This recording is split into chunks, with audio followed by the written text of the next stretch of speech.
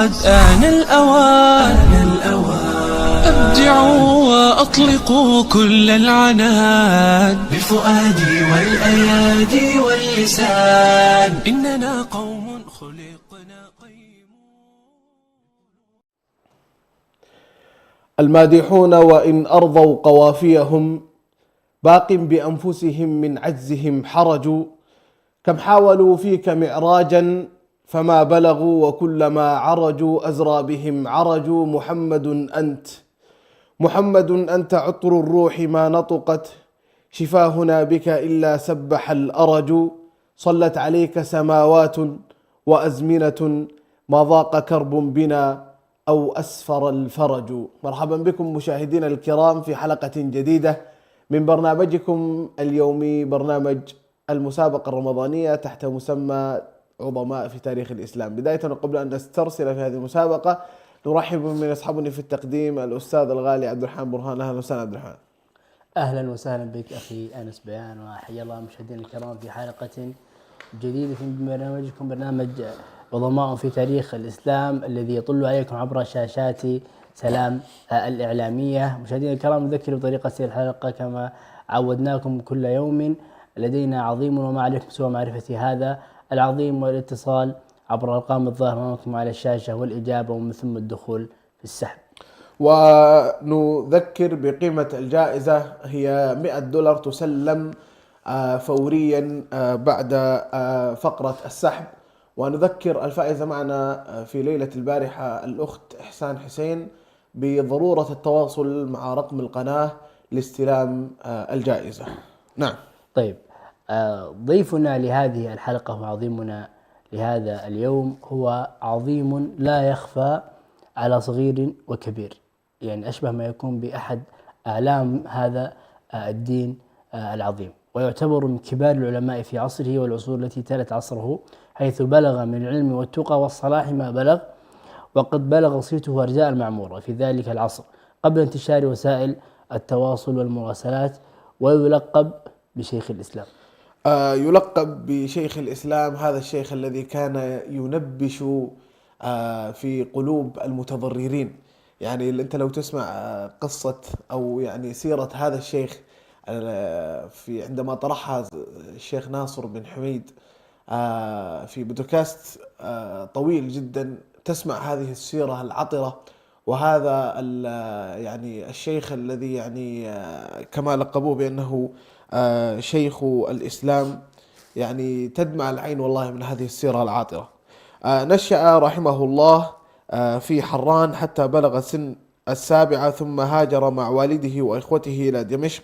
نشأ رحمه الله في أسرة عريقة معروفة بعلمها، اتجه بدايته إلى حفظ القرآن الكريم. دائما لو تلاحظ أن سيرة هؤلاء يعني المشايخ الكبار تكون دائما بدايتها حفظ القرآن الكريم، ثم اشتغل بحفظ الحديث والفقه واللغة، وبرع في النحو والتفسير وأصول الفقه. نعم. جميل. ولعلنا يا أبو صقر بحكم أن الإجابة اليوم سهلة، لعلنا نستقبل أول اتصال، وفي حال تسنى الوقت في خضم الحلقة يعني نطرح بعض المعلومات عن هذا الشيخ الكريم. مشاهدينا الكرام، نستقبل معنا أول اتصال في هذه الحلقة. نقول السلام عليكم. وعليكم السلام ورحمة الله وبركاته. أهلا وسهلا. الاسم الكريم؟ خديجة نجاش من مكة. أهلا وسهلا خديجة نجاش من مكة. هل تعرفتم على الإجابة؟ نعم، شيخ الإسلام ابن تيمية. شيخ الإسلام ابن تيمية رحمه الله. شاكر لك، وبإذن الله يحالفك الحظ. ومن مكة المكرمة الأرض الطاهرة إلى أين؟ ألو، السلام عليكم. وعليكم السلام ورحمة الله. مرحبا، حياك الله. الاسم الكريم، من وين تكلمنا؟ خالد ريحان من اسطنبول. حياك الله أستاذ خالد. عرفت الإجابة؟ السلام عليكم. مرحبا وعليكم السلام. لعل الأستاذ خالد يعاود من الاتصال. حياكم الله، أهلا وسهلا. مساء الخير. أهلا ومرحبا، حياكم الله. الاسم الكريم، من وين تكلمونا؟ أم عبد الرحمن من اسطنبول. أم عبد الرحمن من اسطنبول. أهلا وسهلا أم عبد الرحمن. عرفت الإجابة؟ نعم بالتأكيد، أكيد هو شيخ الإسلام ابن تيمية. شيخ الإسلام ابن تيمية. شاكر لك ومقدر، وفالك التوفيق إن شاء الله. ومتصل جديد معنا، نقول السلام عليكم. الو السلام عليكم.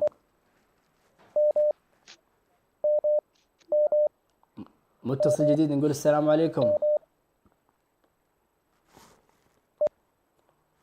ضيفنا الكريم السلام عليكم. طيب نستقبل اتصال آخر. السلام عليكم. عليكم السلام. الاسم الكريم؟ مها محمد من مصر. مها محمد من مصر، حياكم الله. هل تعرفت على الإجابة؟ نعم، شيخ الإسلام. إيه، لا. شيخ الإسلام.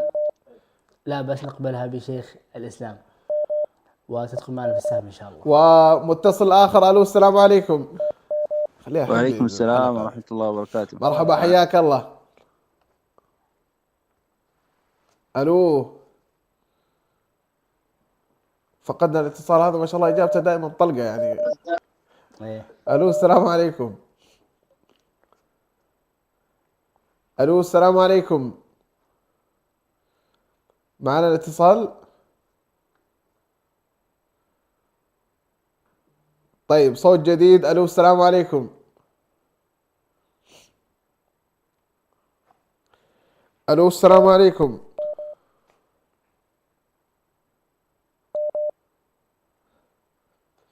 ألو السلام عليكم.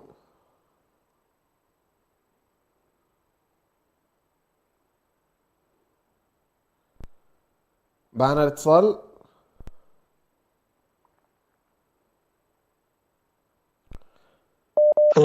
ما شاء الله في ضغط. السلام عليكم. مرحبا، حياك الله، اهلا وسهلا. الاسم الكريم، من تكلمنا؟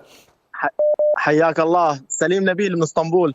اهلا ومرحبا، اهلا وسهلا استاذ سليم نبيل، يا مرحبا. عرفت الاجابه؟ حياك الله حياك الله. نعم طبعا، شيخ الاسلام ابن تيميه. شيخ الاسلام ابن تيميه، شاكر لك ومقدر. من تكلمنا استاذ سليم؟ من اسطنبول قال، ها؟ من اسطنبول. اهلا ومرحبا، من حياك. اسطنبول. فالك التوفيق ان شاء الله استاذ سليم. ونستقبل اتصالا جديدا. حياك نقول الله. السلام عليكم. الو السلام عليكم.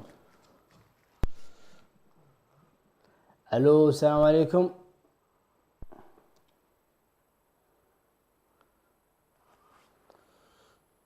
طيب لعلنا الى ان يجلس الاتصال نشرع في ذكر بعض من فضائل هذا العالم الكريم، ولعلنا مخرجنا اذا وصل الاتصال عطنا خبر. عليكم.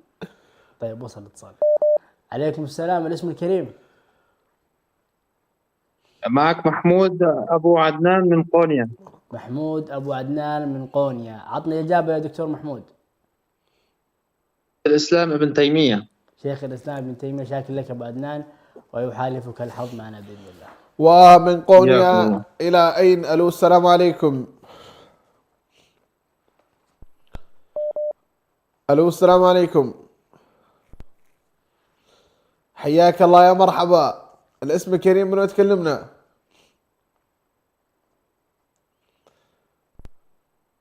حياك الله. ألو السلام عليكم. ألو. مرحبا، عليكم السلام ورحمة الله، حياكم الله. الاسم الكريم، من تكلمونا؟ أمين محمد خبيش من اسطنبول. من اسطنبول. الاسم ايش بس معليش؟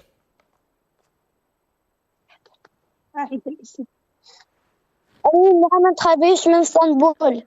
أحمد محمد، صح؟ وكأنه قال أمين. أمين محمد خربيش من اسطنبول. أمين محمد، أهلا وسهلا يا حبيبي. عرفت الإجابة؟ نعم. تفضل. ابن تيمية. ابن تيمية، شكرا لك حبيبي، وفالك إن شاء الله التوفيق. ومن أمين إلى متصل جديد.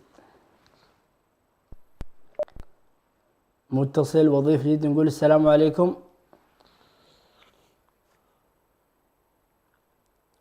ألو السلام عليكم. ألو السلام عليكم. عليكم السلام ورحمة الله، أهلا وسهلا. الاسم الكريم؟ أم سارة بيان من الرياض. أم سارة بيان من الرياض، حياكم الله. الإجابة شيخ الإسلام ابن تيمية. شيخ الإسلام ابن تيمية رحمه الله، شاكرون لكم وبإذن الله يحالفكم الحظ. ومن أم سارة إلى أين؟ السلام عليكم.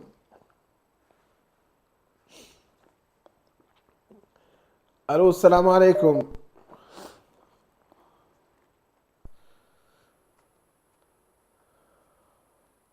معنا اتصال. طيب خلينا ناخذ السلام التلاميذ. عليكم. وصل الاتصال. الو السلام عليكم. السلام عليكم. مرحبا حياك الله. مصطفى قدو من اسطنبول. يا مرحبا حيا الله الشيخ الغالي، يا مرحبا اهلا وسهلا. عرفت الإجابة؟ الله يكرم. نعم ابن تيمية. ابن تيمية شاكر لك ومقدر وفالك التوفيق إن شاء الله. الله يبارك فيك. الله يخليك حبيبي، مرحبا وسهلا. ونستقبل اتصالا جديدا، نقول السلام عليكم.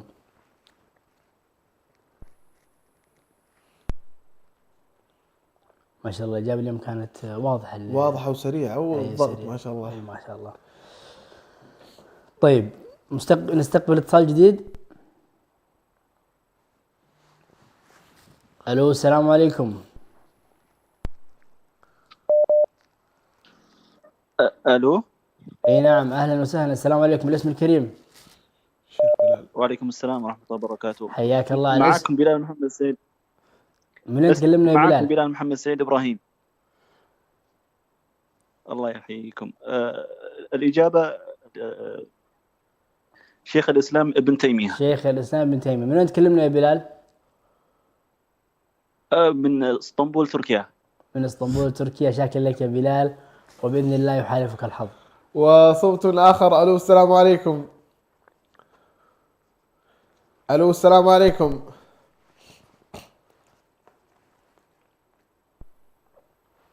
الو السلام عليكم.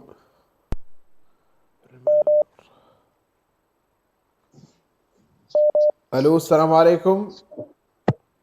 وعليكم السلام ورحمة الله وبركاته. مرحبا ومسهلا، اهلا وسهلا. عرفتم الإجابة؟ الاسم الكريم ولا تكلمون عفوا؟ معه الحياة محمد نور من إثيوبيا. محمد نور من إثيوبيا، أهلا وسهلا. عرفت الإجابة؟ نعم ابن تيمية. شيخ الإسلام ابن تيمية، شاكر لك ومقدر وفالك إن شاء الله التوفيق. ومنه إلى اتصال جديد، نقول السلام عليكم. خلاص. أهلا وسهلا. السلام عليكم. عليكم السلام، أهلا وسهلا. الاسم الكريم؟ هدى صالح من السودان. هدى صالح من السودان، هل تركت الإجابة؟ نعم ابن تيمية. ابن تيمية، شاكر لك وبإذن الله يحالفك الحظ. ومتصل آخر. ألو السلام عليكم.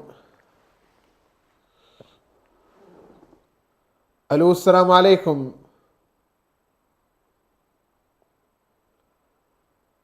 ألو السلام عليكم.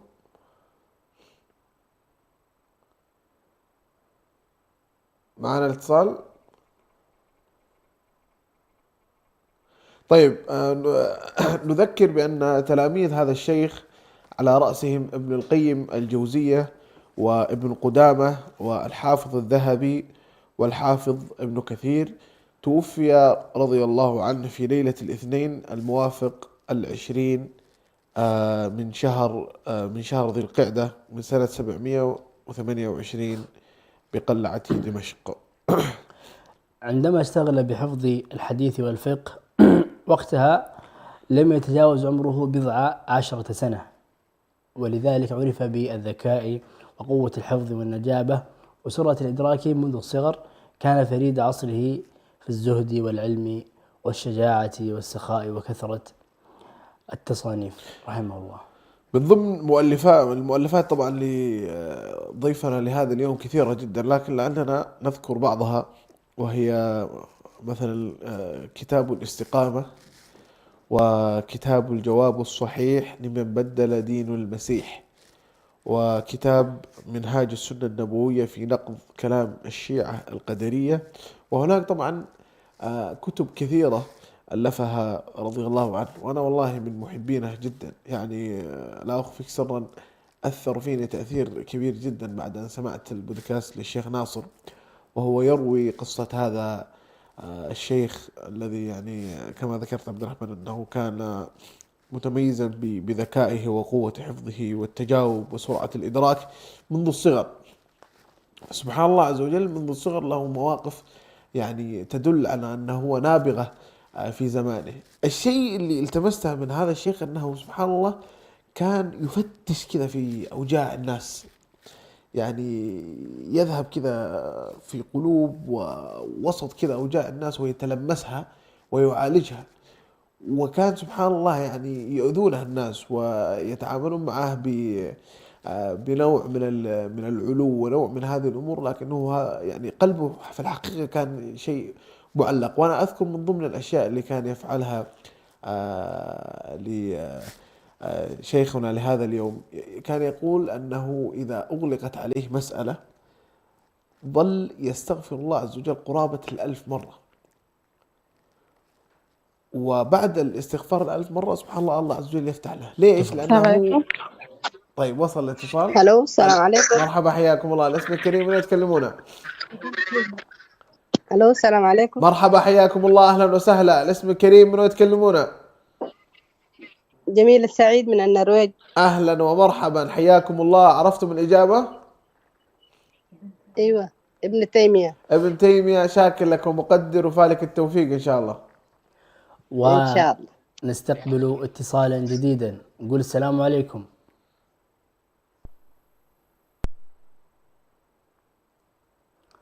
الو السلام عليكم.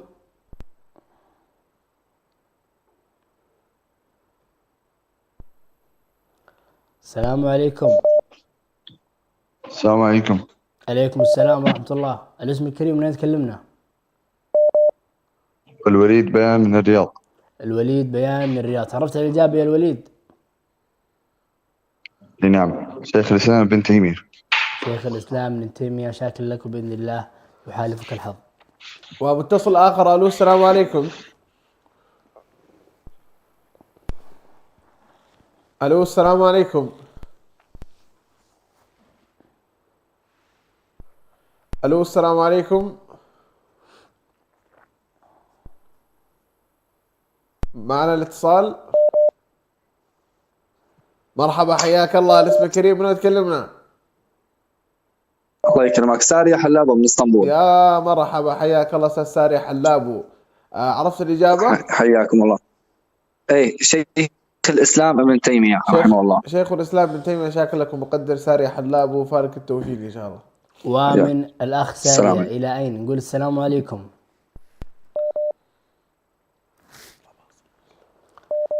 اتصال جديد. نقول السلام عليكم. أنت على الهواء يا عزيزي. السلام عليكم. سلام. أهلا وسهلا. الاسم الكريم؟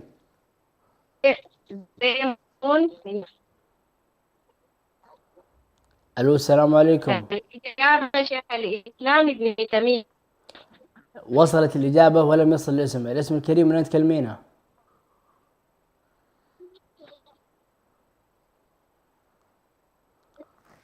الصوت يقطع عندك. الاسم الكريم؟ ايش؟ الاسم.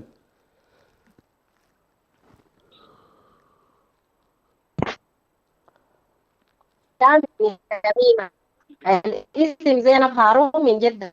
زينب هارون من جدة، فالك التوفيق يا زينب. ومن جدة إلى أين؟ ألو السلام عليكم. ألو السلام عليكم. مرحبا حياك الله. الاسم الكريم من يتكلمنا؟ معنا اتصال. الو الو السلام عليكم. مرحبا حياكم الله. الاسم الكريم من يتكلمون؟ لدن بدري من جدة. لدن بدري من جدة، اهلا وسهلا. عرفت الإجابة؟ الشيخ ابن تيمية. شيخ الإسلام ابن تيمية، شاكر لك ومقدر وفالك التوفيق. ومنه نستقبل اتصالا جديدا. ألو السلام عليكم.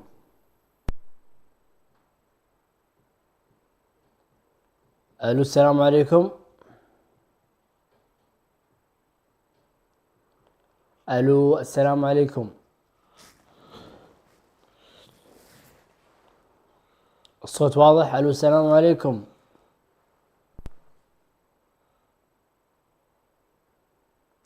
طيب لأننا إلى أن نجلس الاتصال ننوه على ضيف الحلقة السابقة الأخت إحسان حسين أن تتواصل مع يعني رقم البرنامج حتى يتم لنا تسليم الجائزة لكم. الاتصال جاهز، نقول السلام عليكم.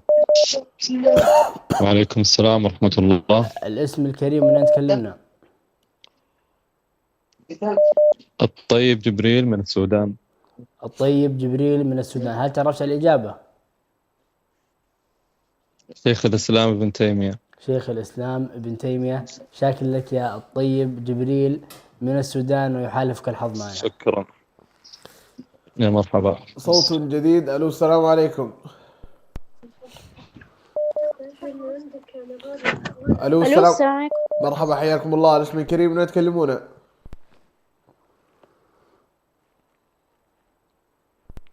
ألو ألو السلام عليكم.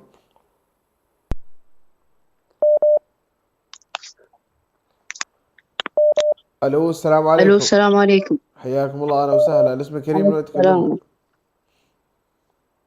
محمد بيان من الرياض. محمد بيان من الرياض، أهلا وسهلا محمد. عرفت الإجابة؟ ابن تيمية. ابن تيمية. شاكر لكم مقدر وفالك التوفيق إن شاء الله. ونستقبل اتصالا جديدا، نقول السلام عليكم. ألو السلام عليكم. اتصال جديد.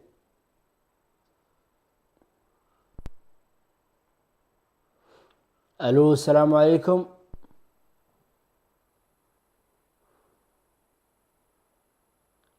الاتصال جاهز.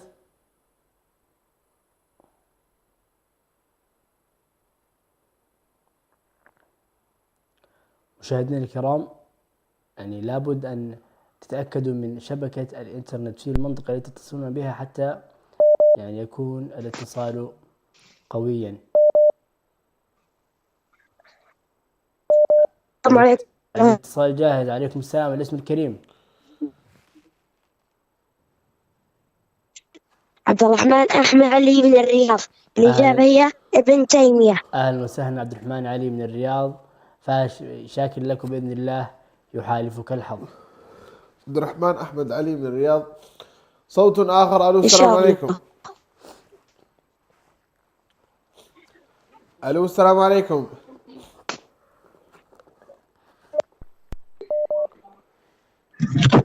معنا اتصال. ألو السلام عليكم. نوه تسمعونا من الهاتف المحمول. ألو عليكم السلام. حياك الله يا مرحبا. الاسم الكريم من تكلمنا؟ معك خالد نور من تركيا. يا مرحبا حياك الله يا خالد نور. عرفت الإجابة؟ الإجابة إن شاء الله ابن تيمية رحمه الله. ابن تيمية رحمه الله. شكرا لك أستاذ خالد نور وفالك إن شاء الله التوفيق. ومن خالد إلى متصل جديد ومتابع جديد، نقول السلام عليكم.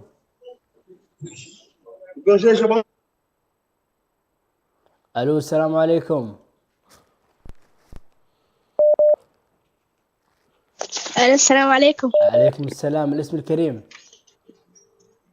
دان بدري من جدة. حياكم الله يا دان بدري من جدة، هل تعرفت على الإجابة؟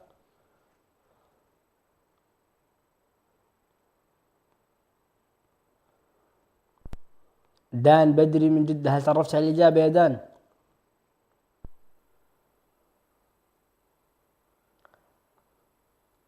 الاتصال ما زال موجود معنا يا سعادة المخرج. للأسف فقدنا الاتصال عليك، تعودنا بنا الاتصال يا دان. ونستقبل مكانه اتصال آخر، نقول السلام عليكم. عليكم السلام ورحمة الله وبركاته. الاسم الكريم من أين تكلمنا؟ من الرياض. من الرياض، ولكن أمير ياسين من الرياض. أمير ياسين من الرياض. حرصت على الإجابة يا أمير؟ الإجابة شيخ الإسلام ابن تيمية. شيخ الإسلام ابن تيمية، فالك التوفيق ويحالفك الحظ معنا بإذن الله. ومن جزاكم الله خير. إلى متصل جديد. ألو السلام عليكم. ألو السلام عليكم.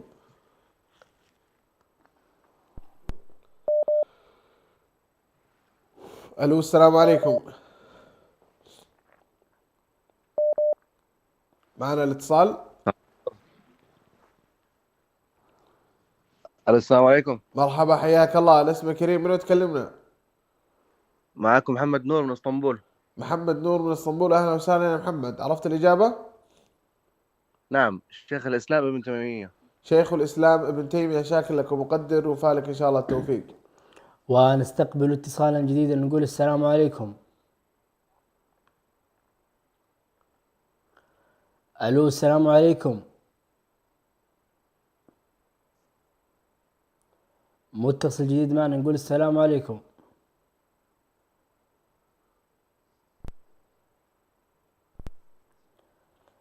الو السلام عليكم.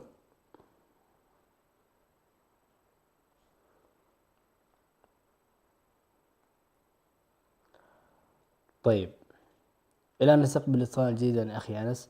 نلاحظ ما شاء الله تبارك الله انه من يعني اعظم تلاميذ هذا الشيخ هم اصلا عظماء في تاريخ الاسلام، يعني لابد يعني يذكروا معنا في هذا البرنامج، لولا اننا ذكرناهم في هذه الحلقه. تتحدث عن ابن القيم، تتحدث عن ابن قدامه والحافظ الذهبي المؤرخ الكبير، وايضا الحافظ ابن كثير. بالتالي كل هؤلاء العظماء تتلمذوا وتربوا على يد هذا الشيخ الكبير، فليس من فراغ سمي بشيخ الإسلام، لأنه كان فقيها ومحدثا في عصره وفي زمانه رحمه الله.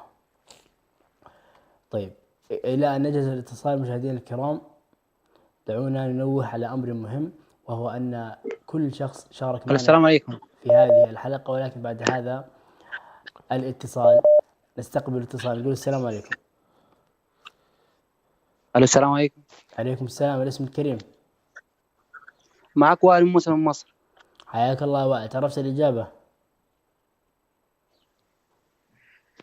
ابن تيمية. ابن تيمية رحمه الله، شاكر لك يا وائل، وبإذن الله يحالفك الحظ. وصوت آخر. ألو السلام عليكم.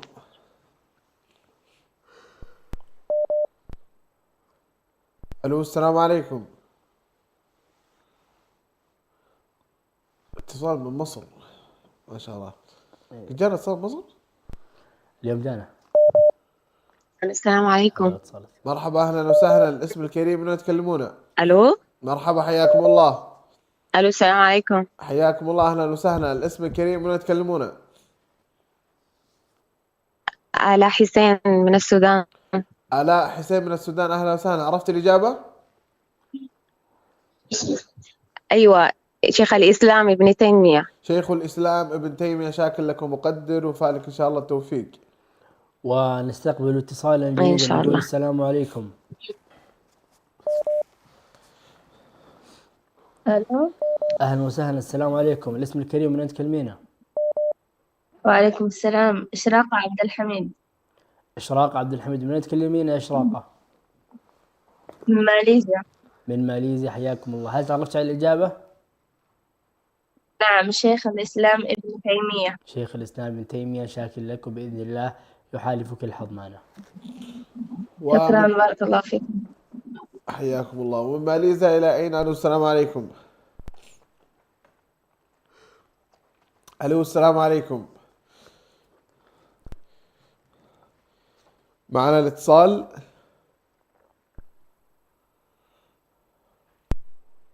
ألو ألو السلام عليكم. ألو السلام عليكم.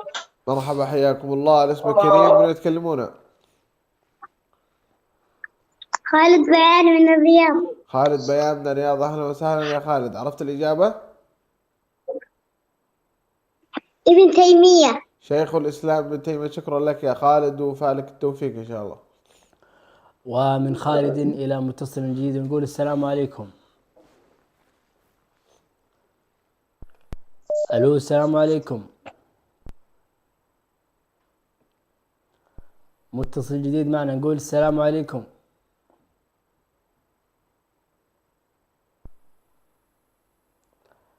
مرة أخرى، ألو السلام عليكم.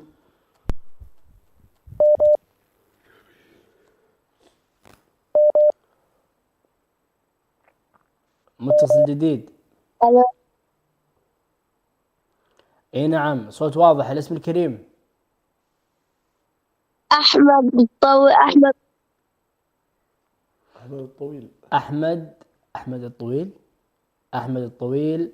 من وين تكلمنا يا أحمد؟ من فلسطين. حياك الله وحيا الله فلسطين. تعرفت الإجابة يا أحمد؟ نعم. أعطينا الإجابة. ابن تيمية. ابن تيمية. شاكر لك يا أحمد، وبإذن الله يحالفك الحظ. متصل جديد. ألو السلام عليكم. ألو السلام عليكم. أنا اسمي خالد الليث ابن تيمية. اسمك إيش يا حبيبي؟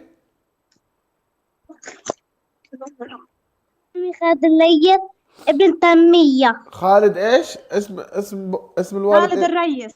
خالد الليث ابن تيمية. خالد الريس بن تيمية. من وين تكلمنا يا حبيبي؟ من لبنان. من لبنان. من لبنان. أهلا وسهلا وشاكر لك وفالك التوفيق حبيبي. ومن هذا الاتصال الجميل إلى أين نقول السلام عليكم.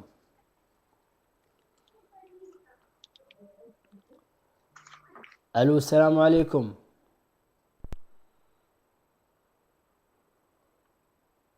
متصل جديد ومتسابق جديد نقول السلام عليكم.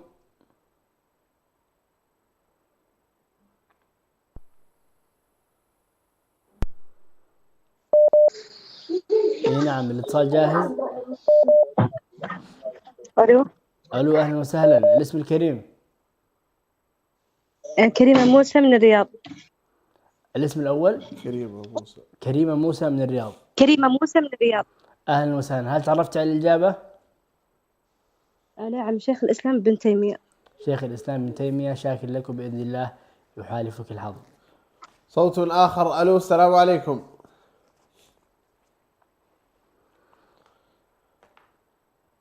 ألو السلام عليكم.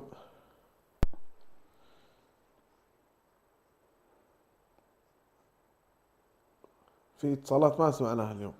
عندك اسطنبول خفيف اليوم، البحرين ما سمعنا بعد، حتى الرياض بعد يعني قليل. ها كان اتصال من مكة اليوم ما شاء الله. ما شاء الله تبارك الله.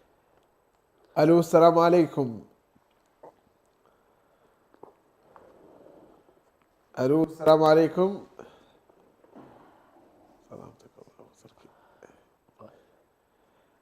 ألو السلام عليكم. معنا الاتصال. ننوه على الإخوة الفائزين معنا في الحلقات السابقة على ضرورة التواصل مع رقم القناة لاستلام الجائزة الفورية. الأخت إحسان حسين الفائزة معنا في ليلة البارحة، نتمنى منها تكرما لو تتواصل معنا بشكل عاجل على عبر رقم القناة لاستلام الجائزة. صوت جديد. ألو السلام عليكم. ألو السلام عليكم. مرحبا حياكم الله. اسمك كريم من يتكلمون؟ السلام عليكم. مرحبا حياكم الله أهلا وسهلا. الاسم الكريم من يتكلمون؟ اسمي أحمد عبد الرزاق من الرياض. أحمد عبد الرزاق من الرياض. مرحبا بك أستاذ أحمد. عرفت الإجابة؟ ابن تيمية. ابن تيمية. شاكر لكم وقدر وفالك التوفيق إن شاء الله. ومن أحمد. شكرا. العفو. أهلا وسهلا حياك الله. طيب نستقبل اتصال جديد.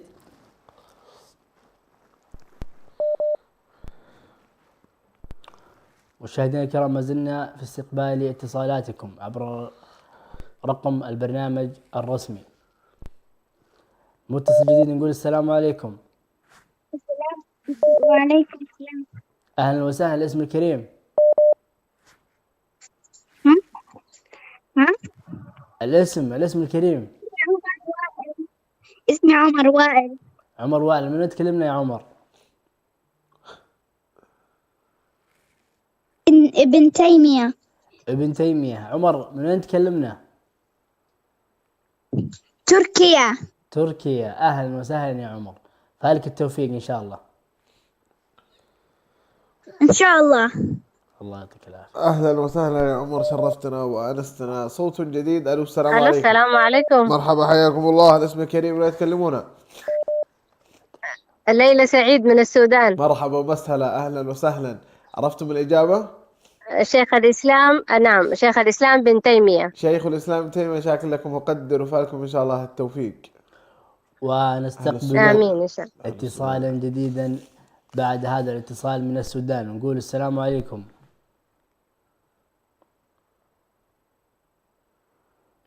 طبعا ما شاء الله ضيوف الحلقة من السودان واسطنبول والرياض. الرياض ما يحتاج بتصدقه. اي ما شاء الله. الو السلام عليكم السلام ورحمة الله، أهلا وسهلا. الاسم الكريم؟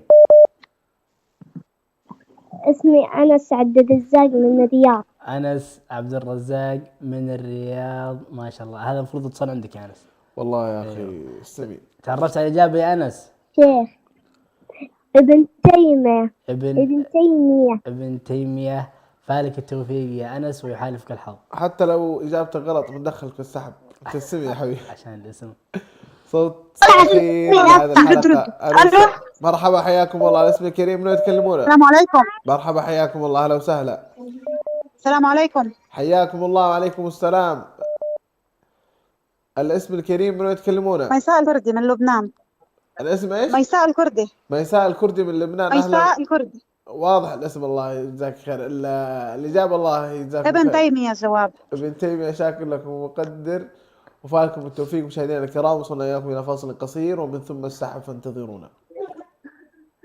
يا جموع الناس قد آن الأوان أبدعوا وأطلقوا كل العنان بفؤادي والأيادي واللسان إننا قوم خلقنا ولله الأسماء الحسنى فادعوه بها وذروا الذين يلحدون في أسمائه سيجزون ما كانوا يعملون.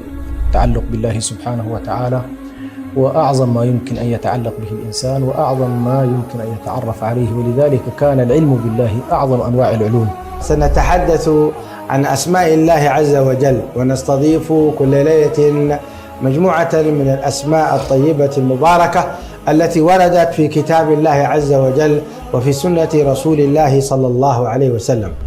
أننا ينبغي لنا أن نتودد إلى الله سبحانه وتعالى من خلال ما يحب الله سبحانه وتعالى من أسمائه وصفاته. بمعنى كلما أردت أن تناجي الله جل وعلا في أمر ما، ناده بالاسم الذي يريده سبحانه وتعالى.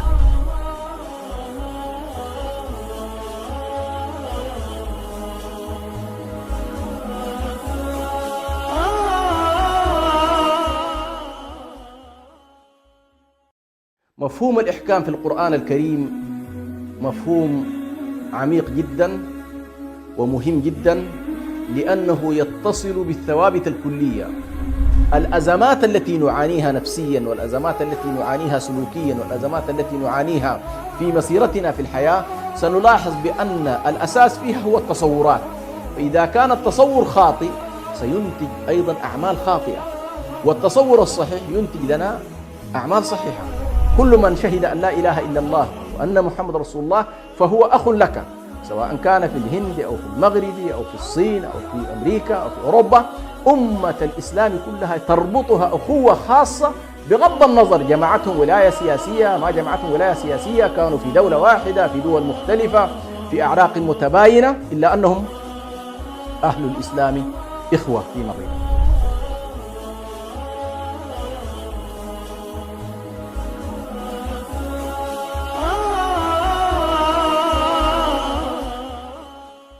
يا جموع الناس قد آن الأوان أبدعوا وأطلقوا كل العنان بفؤادي والأيادي واللسان إننا قوم خلقنا مشاهدينا الكرام، حياكم الله بعد هذا الفاصل القصير. والإجابة كانت شيخ الإسلام ابن تيمية، علم على رأسه نار لا يخفى على الجميع، وجميع الإجابات كانت صحيحة. مشاهدينا الكرام، ننتقل وإياكم إلى الفقرة المحببة والمنتظرة، السحب مع أنس بيان. طيب، نوه بأن قيمة الجائزة هي $100 لا شك، والأخت حسان حسين للمرة الثالثة لابد أنها تواصل مع رقم القناة. خرج معنا الفائز لهذا اليوم. توقعك عبد الرحمن من أي دولة؟ والله يا أخي ما أدري صراحة، ما أدري نقول، لكن بدينا نقول ألف مبروك. مبروك للجائزة رايحة للرياض الأستاذ محمد بيان من الرياض. ما شاء ألف الله، مبروك، ما شاء الله، جائزة بقيمة $100 تسلم فوريا. نرجو من الأستاذ محمد بيان ضرورة التواصل مع رقم القناة لاستلام الجائزة. ونذكركم أنتم مشاهدينا الكرام بأن هذا اليوم الفضيل لا يذهب عليكم بشكل عادي. هناك ساعة تجمع ساعة استجابة ودعوة صائم. لا تنسونا وتنسون إخوانكم في غزة من دعواتكم الصادقة، والإخوان في السودان وفي جميع الدول المتضررة. ولا تنسون موتانا وموتاكم من صالح الدعوات. ونشكركم ونشكر سعادة المهندس عبد الرحمن برهان على حسن الإلقاء. الشكر موصول لك أخي أنس بيان، وموصول للمشاهدين الكرام. سبحانك اللهم وبحمدك، نشهد أن لا إله إلا أنت، نستغفرك وأتوب إليك. إلى يوم الاثنين إن شاء الله في حلقة جديدة من برنامجكم عظماء في تاريخ الإسلام. والسلام عليكم ورحمة الله وبركاته.